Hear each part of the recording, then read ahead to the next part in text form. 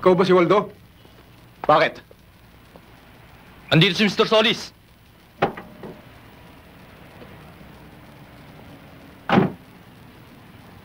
Ako si Mr. Solis. Halika na, Waldo.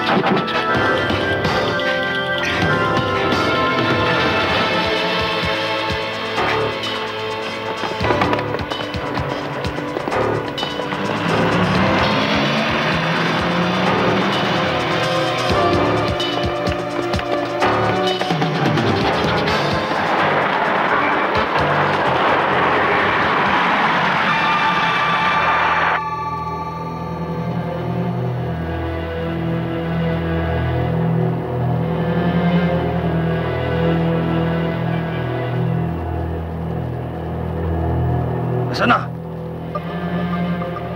Hoy! Sandali lang!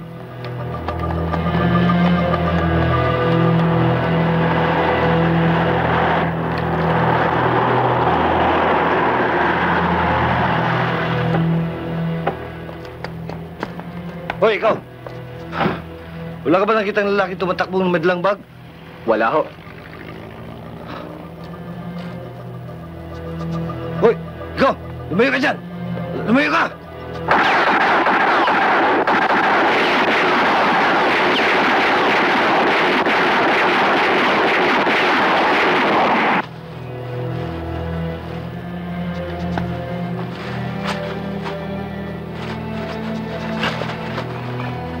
Puro basura ito ah. Wala dito. Wala din dito ah. Tara sa kotse.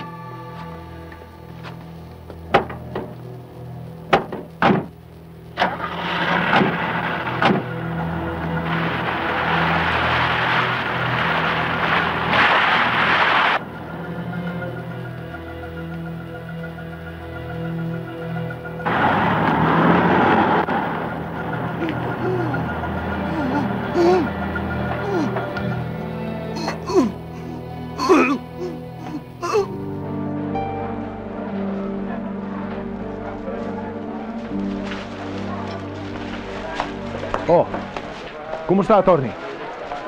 Ano na nangyari sa kaso ko? Mga taga-Department of Justice. Mga buwala.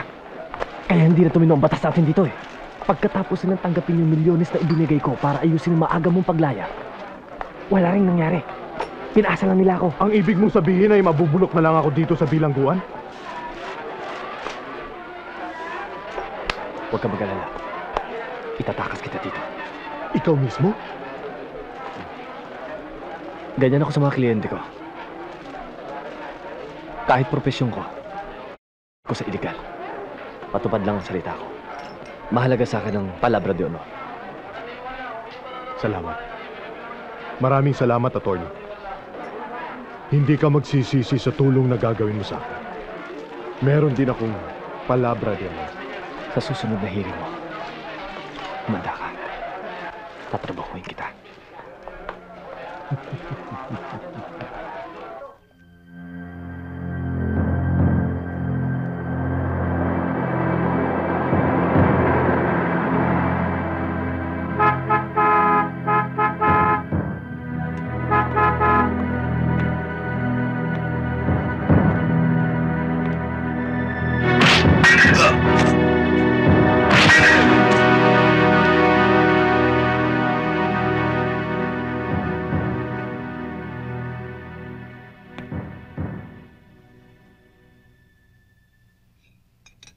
Pasensya ka na ha.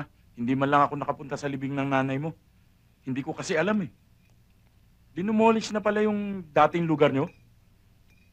Itong ang tirahan nyo, ang tagal bago ko natuntun eh. Matagal kasi bago ka nagpakita sa akin eh. Okay itong bagong lugar mo ah. Asensado ka na, pare, ha? Kung alam mo lang.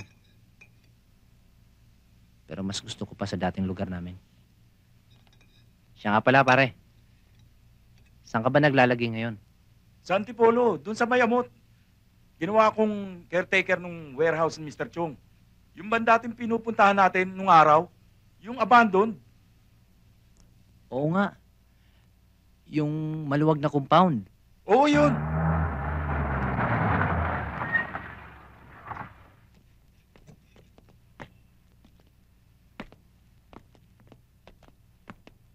Doorbell mo.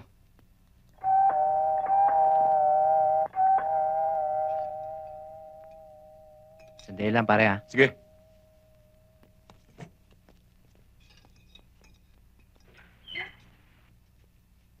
Magandang umaga ho. Magandang umaga rin, ho.